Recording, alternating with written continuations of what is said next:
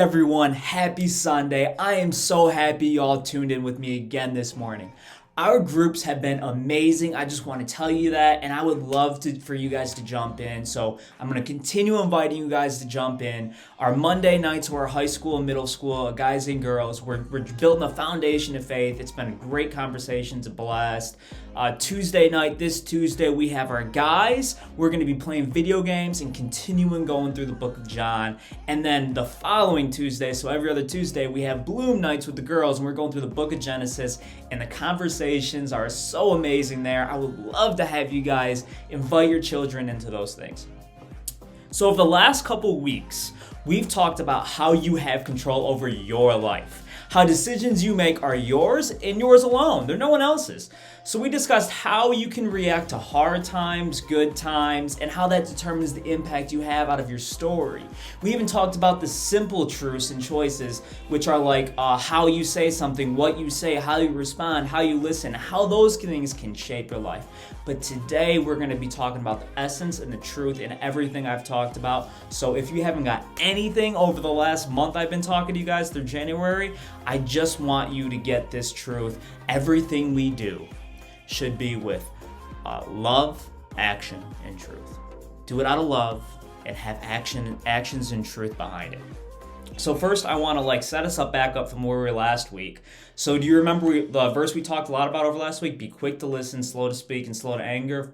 James 1:19. I'll read it again for you. My dear brothers and sisters, take note of this. Everyone should become quick to listen, slow to speak, and slow to become angry. If you're slow to speak and quick to listen, what's the outcome? You'll have more time to accurately show what precedes what you say. And what is that? The heart. Remember Matthew 5:18. But the things that come out of a person's mouth come from the heart. Now, we talked about standing up and doing the right thing for people, being there for them, doing the right thing when no one's looking, even doing the right thing when you really don't want to do it. Like if you're like, I gotta study, but man, playing video games for 4 hours sure sounds like fun. Or going to my friend's house, doing that sleepover sounds like a great time. I really don't want to study for this. So here's a simple truth I have for you all. It's from one of my favorite verses in the Bible, 1 John 3:18. Let's read it. Dear children, let us not love with word or speech, but with actions and in truth. Now, has anyone ever heard someone say, I'm gonna do this or I'm gonna do that, and they never really get around to it? How believable do they become? You start to doubt everything they say, and bare minimum, you're very skeptical of what they say. I remember this time with my dad. I feel like every week I have a story for y'all that's like gross or something like that, so I'm sorry, but just my upbringing was a lot of weird, funny, gross things. So my dad used to come home and play this prank on me and my older sister every single week, like maybe even 2-3 times a week. And he would say, hey, I have candy for you guys, but it's in my back pocket. Can you get it? My hands are full. Now, often my dad would come home and his hands would be full. So we'd be excited to see him, run over there and be like, okay, yeah. We would reach in his back pocket, but here's the thing, half the time he would fart. Now that was gross every single time he did it, but he thought it was hilarious. And after a while, we were like, no, I don't want to do that. Let me search your other pockets. I don't want to do that. No. And you know what? He'd be like, well, you got to take the chance. You can trust me or not trust me. There might be candy there. There might not be. Now, usually when there wasn't candy, he would go to the car, bring out candy or something like that. And he thought it was funny, but man, did it make him skeptical to us. My dad was the prank master, and it was very, very, very skeptical. Now, although this was innocent and a joke, but the point remains that how many of us make a joke out of things, but then wonder why people don't take us seriously? Why don't they trust us? Remember that verse? Love with action and in truth. So why don't they trust us? It's because our actions aren't in truth. I want to clarify, this doesn't mean you will never tell a lie. Everyone lies. If they say they don't, they're lying. And I gotta believe everyone does this on a daily basis. Even if it's something small like, man, if I was in this situation, I would have been doing this, this, and this. It's like, no, you wouldn't. Calm down. Or we're pumping up a story and we exaggerate it a little bit. well, that's a little lie. So even if they're small lies, everyone does tell a lie. But the point I'm trying to get to is, what I want to lead you to is, you should always let your actions speak louder than your words. So I shouldn't have to tell you that I'll do something, and then I gotta like watch, is he really gonna do it? I shouldn't have to do that. You should never be in that situation. I shouldn't have to tell you I'm a good person. You should see what I do and know that I'm a good person. So here's a question. Do your actions reflect who you are? If not, that's okay. That's why we're talking. Can I be honest? We all have actions that don't necessarily reflect who we are. We aren't perfect. We fall short of the standard God put on us. But guess what? That's why He's a loving God, because He always loves us in spite of our shortcomings. And I'll ask you and your parents something. I hate to put you parents on blast, but I gotta do it. Have you ever said you'll pray for somebody and forgot? Or especially your parents, the more they're in church? Because listen, unless you have a notepad on your phone or a physical journal you're writing in, there's too many prayers for you to be asked about, for you to actually pray about, unless you're writing it down. So does that make them bad that they don't always do that? Or, oh, you got to read the Bible, and then they don't read the Bible? Or, oh, you should do the dishes, but then they never do the dishes? Like, we're all a little hypocritical is what I'm getting to here. But that doesn't make you bad. It just means you aren't perfect. Guess what? God loves us in our imperfection. But that just isn't an excuse to say, I can't improve upon this. That isn't an excuse to say, I can't get better. So the choice is yours. Will you sit there and say, this is my issue, I'm not perfect? Or will you say, I'm going to do something about that? I'm going to let my actions be with truth. And I'm going to be, all the actions I have are going to be with love too. Will you talk like I'll do this or that, or I have a great vision, and it's something that's gonna happen, but your actions don't reflect it? Or will you actually do something about it? Here's my thing I want for you guys. I want you to stop speaking and start doing. This isn't a one-time thing. Notice that it says actions, plural, and in truth. Don't be that person that says, I'll pray for you and leave it there. I believe in the power of prayer, but I also believe that we are often the answers to prayer. So when you think about somebody and say, I'll pray for you, you should also be reaching back out to them saying, I'm thinking of you. How is everything going? Are you all right? Or if you see somebody doing good, you say, hey, you know what? I want to praise the fact that you are doing so well. I want to encourage you. I'm not just going to say this, but I'm going to show it. I'm going to support you. I'm going to like your page. I'm going to buy a product of yours. I'm going to show you my support with you by my actions. So what you say should have action behind it, because if not, your faith is dead. That does not mean you don't have faith, but your faith is no fruition. So I'll explain what this means. Remember, we talked a lot about James there. A lot of things it says how you should talk. Well, we're going to read back in James here again. James 2:14 all the way to 26. So, what is good? What good is it, my brothers and sisters, if someone claims to have faith but no deeds? Can such faith save them? Suppose a brother or sister is without clothes and daily food. If one of you says to them, go in peace and keep warm and well fed, but does nothing about their physical need, what good is it? In the same way, faith by itself, if it is not accompanied by action, is dead. But someone will say, you have faith, I have deeds. That's a big statement there. But I'm going to continue to show you what it says. So show me your faith without deeds, and I will show you my faith by my deeds. You believe that there is one God. Good. Even the demons believe that and shudder. You foolish person. Do you want evidence that faith without deeds is useless? Was not our father Abraham considered righteous for what he did when he offered his son Isaac on the altar? You see that his faith and his actions were working together, and his faith was made complete by what he did. And the scripture was fulfilled that says, Abraham believed in God, and it was credited to him as righteousness, and he was called God's friend. You see that a person is considered righteous by what they do and not by faith alone. Verse 25, In the same way was not even Rahab, the prostitute, considered righteous for what she did when she gave lodging to the spies and sent them off into a different direction. As the body without the spirit is dead, so is faith without deeds is dead. So here's the thing. Will you love with works or love with actions and in truth? I shouldn't have to guess that you believe in God. I should be able to look at you and what you do and know that you are a brother or sister of mine simply by the actions you have. Now, I want to go back to that verse, 1 John 3:16, or 1 John 3:18, and I want to read it in its entirety, 1 John 3:16 to 18. Here we go. This is how we ought to love. Jesus Christ laid down his life for us, and we ought to lay down our lives for our brothers and sisters.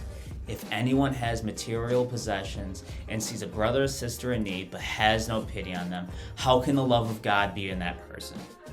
Dear children, let us not love with words or speech, but with actions and in truth. So you see that direct correlation there where you have to have action with your faith, and you shouldn't just love with words or what you say, just have loving words, like how we talked about last week, but you should have action behind what you say. You should be doing something to prove it so people aren't skeptical of what you say, and your words don't, as we said last week, become a gong, a useless, noiseless thing. And Jesus teaches this all throughout the Bible. So I want to ask you, what cause or thing are you willing to lay your life down for? Like it says, the way we know love is that Jesus laid down his life for us. So what cause are you willing to lay down your life for? Here's a little secret though. It doesn't mean you literally have to die for it. But what will you lay down your life for? So what will you say, it is convenient for me to do something, but I'm going to do the complete opposite of that because it is good, because I care so much about it. So remember the Good Samaritan story we read a couple weeks ago. How the Levite and priest walked right by a Jew, but a Samaritan who was supposed to hate them showed them love. Who is our neighbor? That's the question there we got to remember out of that. I don't know if you guys remember me going through that question with you, but who is our neighbor? Here's the thing, we're all neighbors, but we got to be good neighbors. All I want you to get from everything I do is a relationship with God that will form your relationships with others. I want you to have God, and out of that outpour of relationship, outpour of love, you're able to love other people. That's what I want for you. I just want you to have a relationship with God so you can glorify your relationships with others. And these three stories I just gave you are literally saying nearly the same thing in different ways. I could go on and look at texts like Luke 15, and I could do this all day is my point. The point is, I want your faith to be shown bright for everyone to see. I want the best for you. Remember we talked about criticism? Well, can I have permission to criticize you and say, not all of us are probably living out our faith the way we should? I know I have points in my life where I'm not, but we should be. So it's out of love I'm saying this. I want you to be living out your life, and if you're doing it, do it better. Just always say, I can do better. Good, better, best. I can always do better to get the best, because best is Jesus, and guess what? That's not obtainable. So are you living this way? You may be, and that's great. But for the one who's not, I just want you to know that you can have faith, that your faith isn't dead, and I want you to be evidently alive by your works. I want your faith to be so evidently alive and not dead, and it can be seen by what you do and not what you say. I don't want your actions to be with words or with speech. I want you to simply know the scriptures. I want you to have them written on your heart, not the tablets. I want your actions to speak louder than any words could ever say. 2 Corinthians 3:3 comes to mind with that. I'll read it for you guys. And you show that you are a letter from Christ delivered by us, written not with ink, but with the Spirit of the living God, not on tablets of stone, but on tablets of the human heart. So to boil down everything I talked about today, the choice is yours on how you show love, or how you show what's in your heart. What you say, what precedes that is in your heart. So how will you show what's in your heart? Because I gotta believe most of you guys have a fantastic heart, and you love people that don't always even deserve your love, that you have that great of love. From knowing some of you, I know you have that in you. So here, will you show your love by empty sayings or with action? I just want you to show that with actions. So tell your parents thank you. And when someone bullies you, I want you to be strong enough to say, I should fight back, but my God says I'm so great, I'll endure the undeserved punishment I have and still love them just as he did for me, because I can hate what they do but still love them. I want all of you to become the best version of you. That's what I want for you, like we talked about last week, the healthy line. I want you to be the best version of you.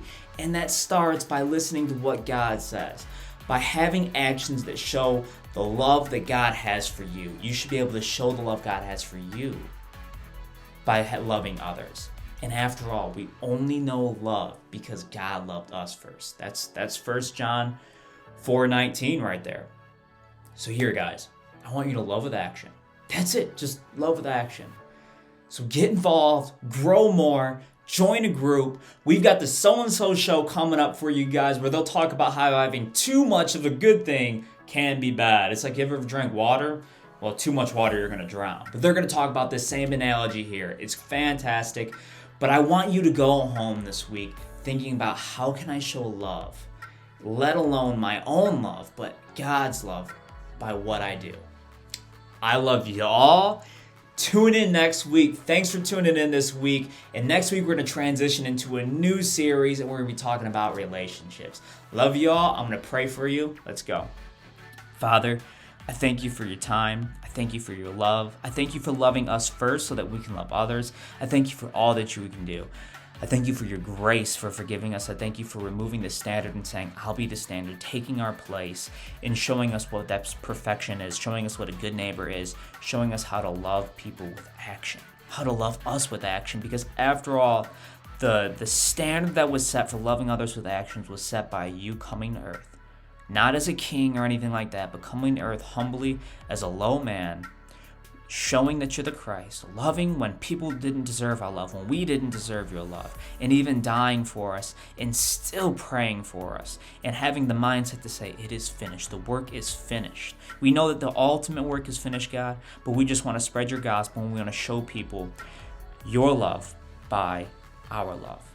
So thank you so much, God, for doing all this and being with us. And we continue to thank you and praise you in everything we do. We love you, Lord. Be with us this week and next week and all the days of our lives. We love you, and in your most holy Son's name, Jesus our Christ, we pray. Amen.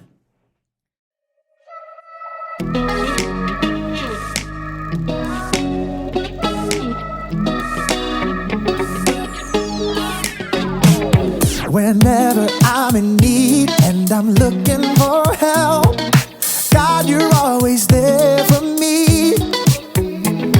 Wherever you lead me, I can follow you. God, you're always there for me. Oh, God, you're always there for me. Help me believe you know what's best for me. I feel it in my soul when you are in control. I got one life to live and I wanna live it your way. Oh yeah, I do what I should do when you help me choose. I got one life to live and I wanna live it your way. Oh yeah, I got one life to live and I wanna live it your way.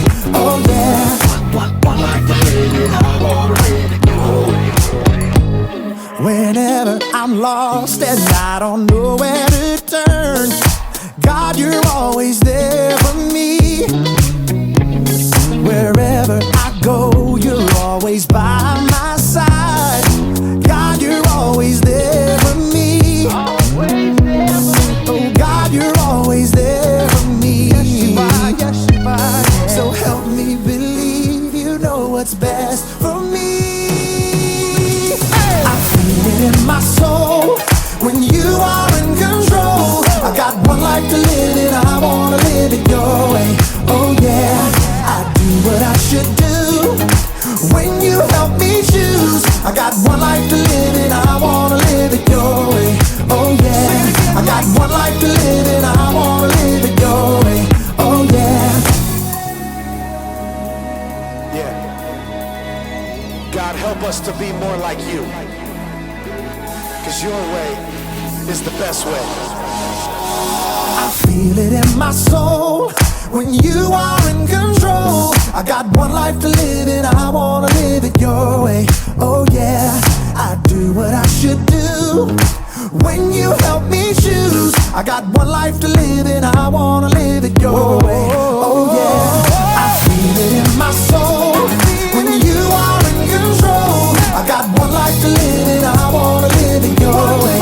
Oh yeah, I do what I should do when you help me choose. I got one life to live and I wanna live it your way.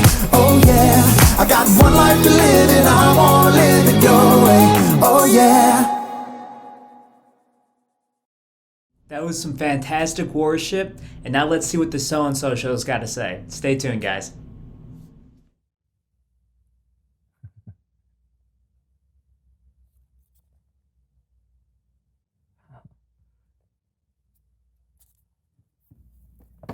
Hey, Brandon. Want to hear a joke? Sure. Knock, knock. Who's there? Interrupting cow. Interrupting cow. Moo! I like that one. You know, I fall for that all the time. Every time I hear it. Hey, Brandon. Yeah, what? Knock, knock. Who's there? Interrupting cow. Interrupting cow. Wait. Moo! Yeah, no. Hey, Brandon. Okay. Knock, knock. Are you going to tell me? Moo! Do you mind if I... Moo! John, that's really getting No! old. Stop it. No! No, stop it. No! The joke is over. No! It's not funny anymore. When you tell the same joke, it's like, No! what do you think about that, huh? Isn't that funny? You think that's funny? Ha, ha, ha. What do you think about that?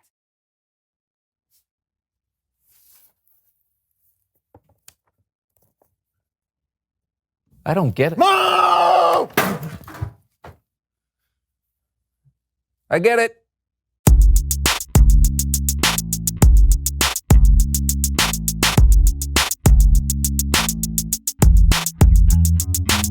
Hello, everyone. I'm Brandon, I'm John. and welcome to the So-and-So Show, a show that asks you, how you doing? I'm great. No, I was talking to them. Yeah, that's okay. You can talk to them. John, what are you doing? Huh? What? Oh, sorry. Nothing. You sure? Yeah. Sorry. Welcome to the So-and-So Show. We already did that. Oh, I'm John. We're past that, too. Yeah, take it away, Brandon. Okay, then. Well, now I'm thrown off. I can't remember what I was going to say. John, do you know what we're... Yep. John? Oh, man, I'm funny. John! Oh, yes, reveal the question. No, what are you doing? What are you looking at over there? Don't say nothing. You're looking at something. Just tell me. Okay.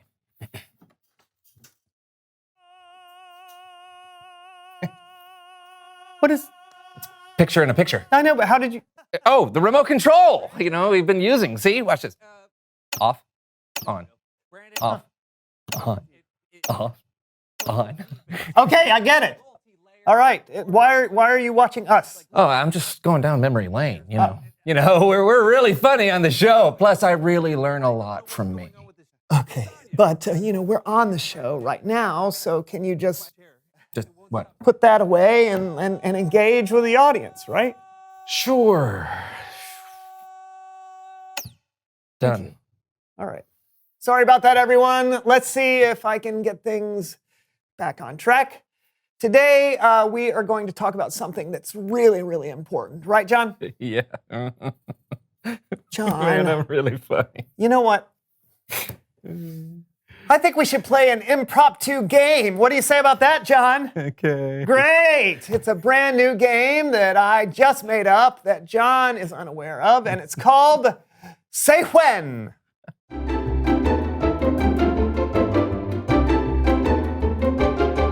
This game is very simple.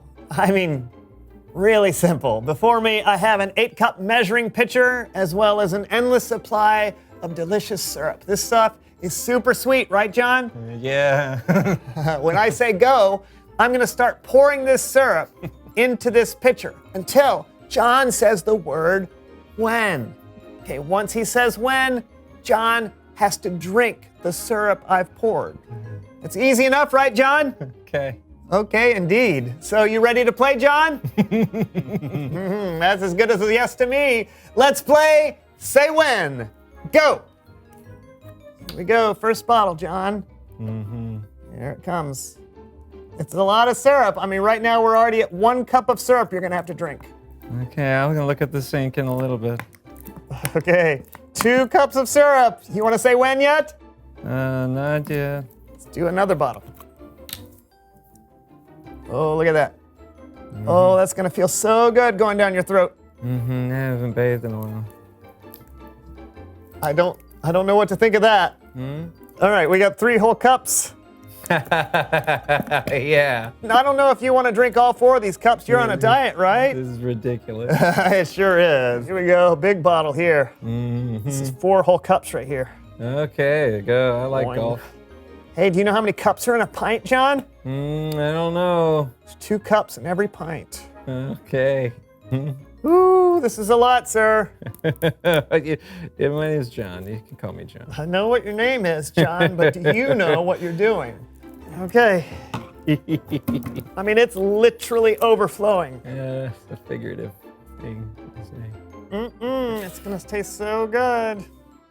Brendan, what are you doing? I'm waiting for you to say when. What? Yeah, I won't stop until you say when. When? Hey, when? Oh, okay. Oh, John, that is incredible, huh? Yeah. Drink up, buddy. What? You heard the rules. Drink it up. This is straight syrup. I'm supposed to drink this? Yeah, we were playing Say When. I poured syrup until you said when, and now you have to drink what I poured. Well, that's kind of a dumb game. Yeah, and yet you agreed to play it. I did. Yeah, you were listening, right? Yeah. Yeah. Yeah, I Of course you was. So, yeah. I'm gonna drink. Oh. Go. 8 cups of syrup. Huh. Guess you are. Yeah, okay. Here it goes. Oh. Boom. You okay? Yep, just stretching out the old esophagus Okay. before getting ready. Here we go. Okay. John, Yeah. I'll make a deal with you. Okay. All right, you pay extra special attention to Kellen today, and you don't have to drink that. Is that a deal? Done. Oh, great. Should I do the honors, or do you want It's Bible story time with Kellen!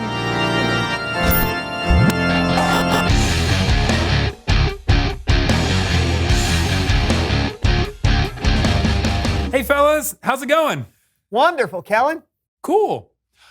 What's with the container of syrup? I'm supposed to drink it if I don't listen to you. Oh, why? Cuz. Okay. So today, I've got a really cool proverb to share with you. Proverbs, in case you were wondering, are these really cool pieces of wisdom in the Bible. You'll find most of them in the book of Proverbs. Convenient, right? Anyway, here's the proverb I want to talk to you about. If you find honey, eat just enough. If you eat too much of it, you will throw up. Okay. Kind of a gross proverb, but I think it makes a great point. But before I explain that point, I want to show you some examples of it using my good friends Count Lupe and Mr. Fritter.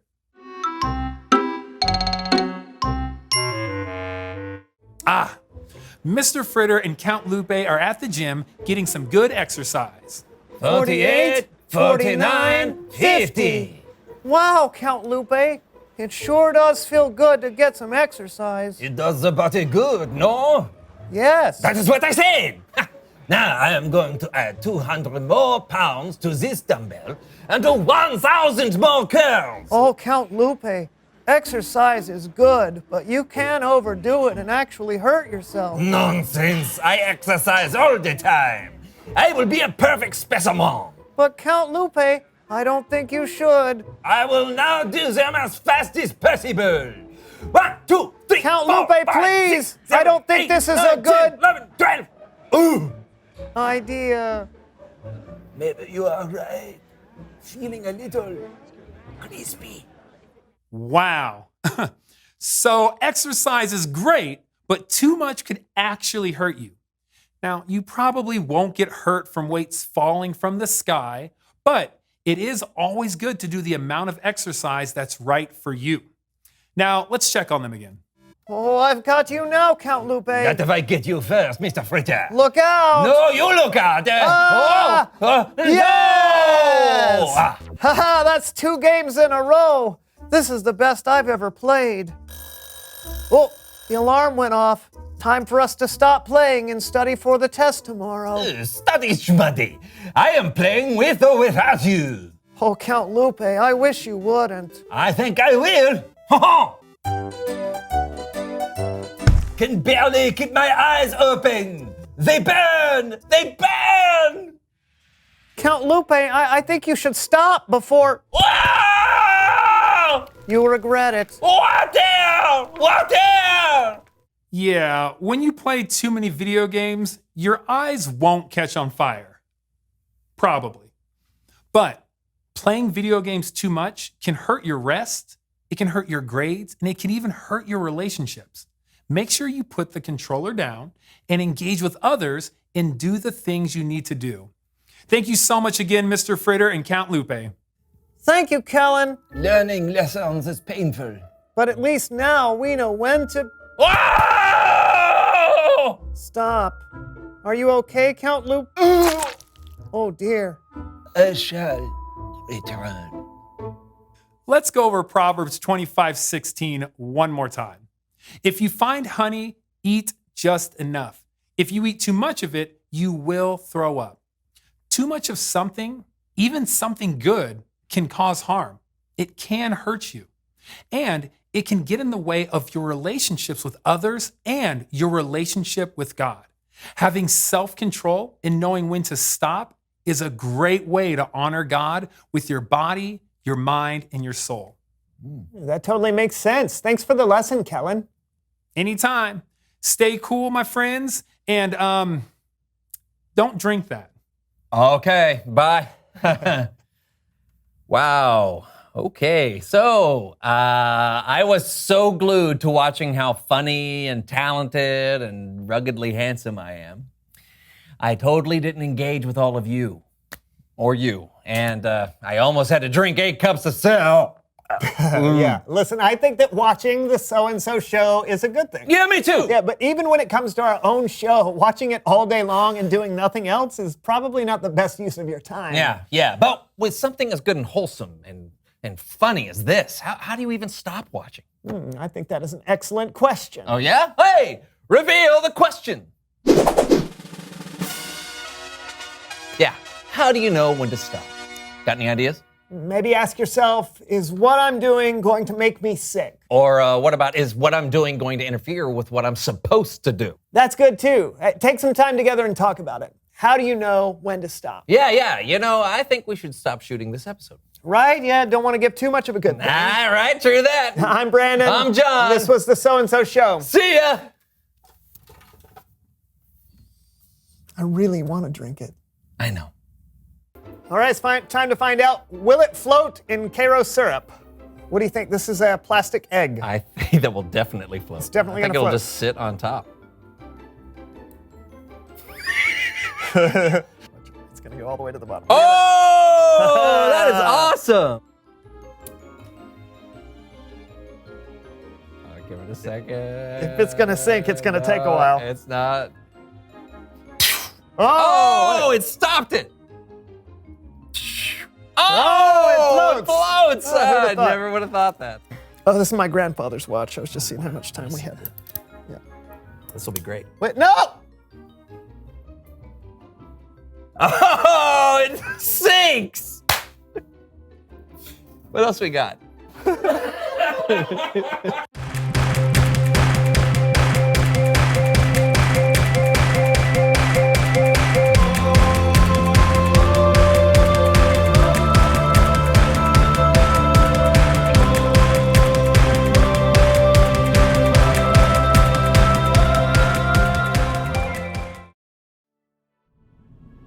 Hey everyone, I just wanted to give you one more invitation to jump into small groups, whether you're a young boy, a young girl, or a high schooler, middle schooler. I would love to see you guys get involved and deepen your faith. So there's links below me to jump in, and you can also email me at nextgen@therisechurch.com for more information. Thank you guys for tuning in. I hope to see you next week. Y'all have a blessed day. Bye now.